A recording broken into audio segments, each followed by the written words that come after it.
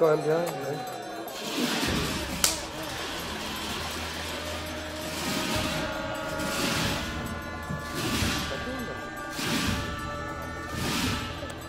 Cher Noël, je crois que tu avais une question idiote à me poser, donc j'attends ta question sur les retranchements.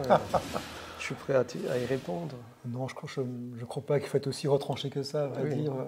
C'est une question, effectivement, qui peut paraître idiote. J'ai envie de te demander, que sont devenus tes 17 chevaux? Ah oui, ben écoute, c'est une belle question. Et ça touche vraiment, ça me touche vraiment. C'est un peu comme si tu me parlais de ma famille. C'est vrai que, donc pour situer la chose, j'ai élevé des chèvres et des chevaux dans une ferme à Charquemont, dans le Haut-Doubs. Et j'étais allé à Montréal et une grosse galerie voulait travailler avec moi.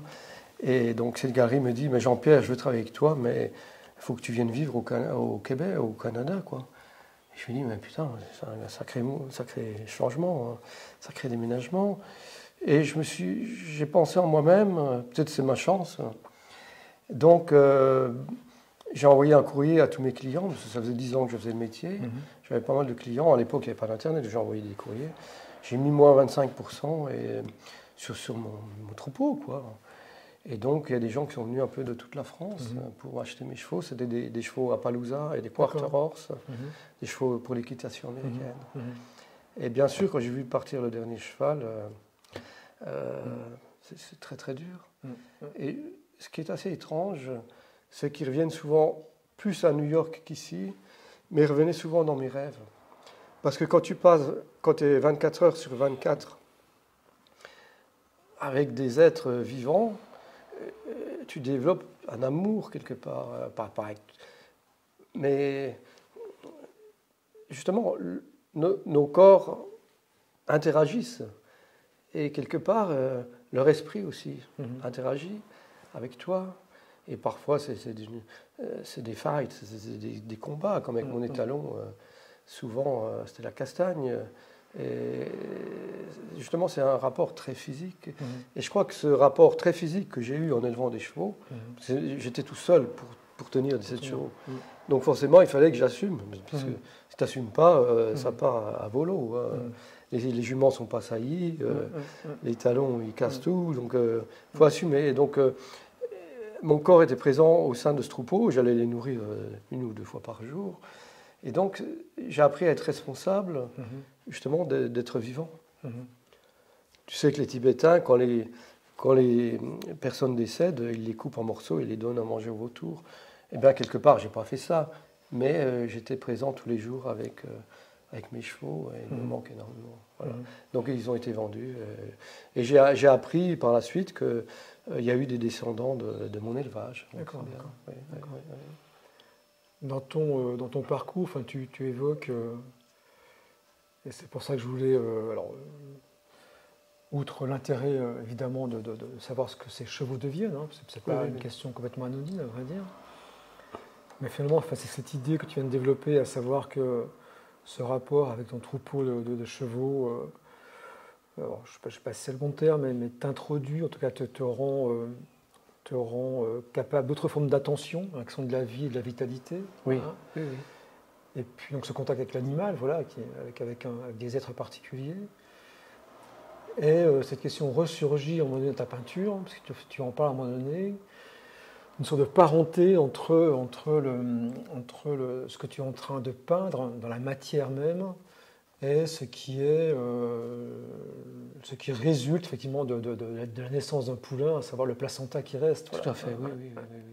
Oui, dans les patterns, justement, ce que j'utilise, c'est des motifs répétitifs. C'est vrai que c'est toujours moi qui délivrais les juments, enfin, elle se délivrait elle-même, mais qui jetait le placenta à mes chiens. Et de toucher ce placenta qui est quand même chaud, c'est la vie, tu touches la vie même, quelque part. Et on peut revenir au sacrifice des Mayas. On peut dire que j'ai touché la vie, comme tous les médecins accoucheurs ou les sages-femmes. J'ai touché la vie de mes doigts et je ne l'oublie pas. Ça, c'est une expérience. Et c'est peut-être pour ça que dans ma sexualité est un peu plus ouverte parce que quand tu as touché la vie, tu n'es plus vierge de ce qui t'arrive. Ouais. C'est une espèce de dépucelage physique et corporel. De même, sans doute que quand les gens ont touché la mort, ou voilà. Oui, nous sommes devant l'expérience vécue, véritable. Voilà, c'était ma question idiote. Oui. Donc on va en venir à la dernière partie que j'ai... Parce que en fait, ce qu'on va faire tout à l'heure, on va présenter une dizaine d'œuvres que j'ai faites l'an dernier. Et j'ai appelé ça « Chat, bite, trou du cul, éjaculation ». Introduction à mon travail actuel, donc érotique et tantrique. La série des Karma Kali, Sexual Dreams et Paradox. Et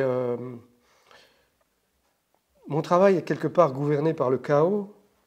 Et j'ai pensé à ça justement avant-hier, parce que je refuse d'être domestiqué et je veux rester sauvage. Et en référence, je cite le film de The Misfits avec Marilyn Monroe et Clark Gable de John Huston, où ils vont chercher des poneys sauvages pour les vendre pour la viande.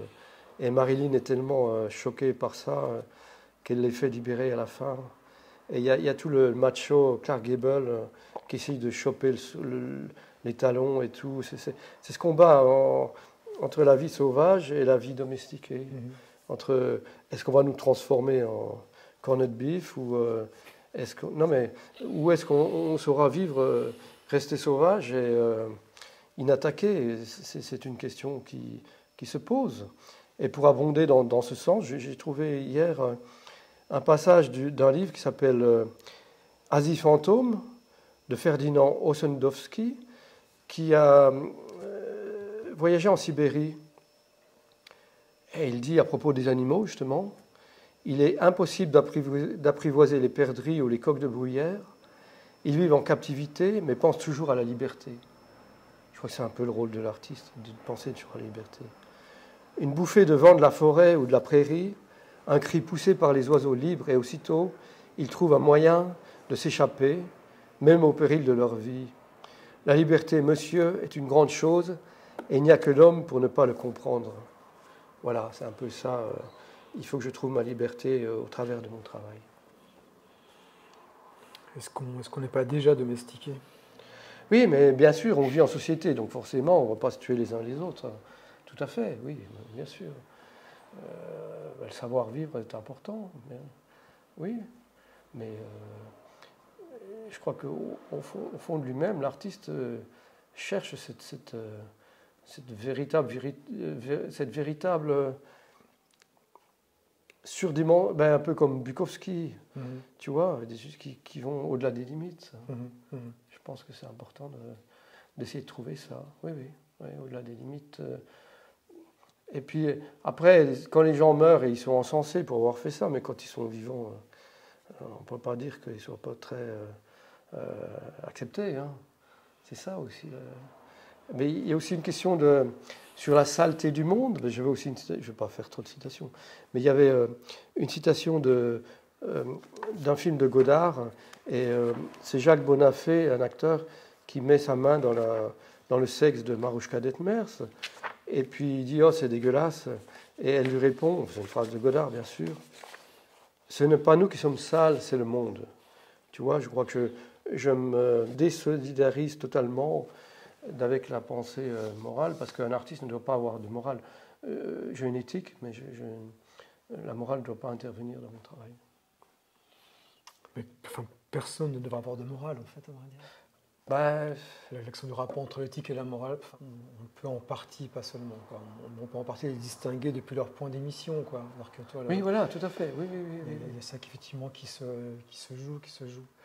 La question que tu poses, c'est aussi la question de la transgression qui est posée. C'est-à-dire que grosso modo, comment, parce qu'on est en société, on joue avec les règles, et tout en jouant avec les règles, on arrive à les dépasser. Oui, c'est la transgression. Ouais. Oui, bien sûr. Oui. Il faut être transgressif. Après, il ne faut pas être non plus trop provocateur. Bon, on ne sait plus tellement sur quelle échelle jouer, quel niveau. Je ne sais pas. Quelque part, je ne suis pas trop provocateur, mais j'aime bien montrer les choses qui me semblent importantes. On a déjà dit. Eh bien, Oui, je voulais parler aussi du tantrisme, parce qu'on va présenter les travaux. Et ce que je voulais dire du tantrisme, c'est ça, c'est ce que j'ai écrit. Il y a dans le tantrisme, et chez certains artistes comme Tarkovsky, Pasolini ou Sade, ou chez Antonin Artaud, dont on avait parlé tout au début, ainsi que bien modestement dans mon travail d'ailleurs, cette volonté inflexible de remettre le corps à sa juste place, on en a parlé, dans sa vraie grandeur humaine, avec et grâce à lui, et ses propres énergies régénératrices. C'est-à-dire que souvent les gens sont malades et tout, mais il faut faire confiance au corps, c'est une intelligence beaucoup plus infinie que ce qu'on pense. C'est incroyable ce qui se passe dans la machine du corps. Donc il faut lui faire confiance.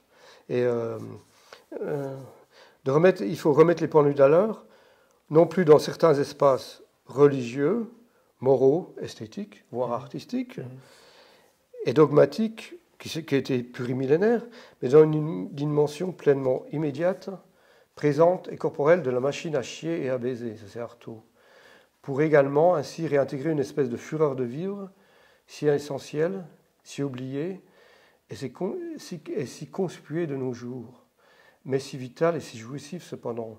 Moi je pense que c'est jouissif d'être bien dans la sexualité et dans l'art et dans la couleur. C'est une jouissance au monde, oui. Voilà. Ok.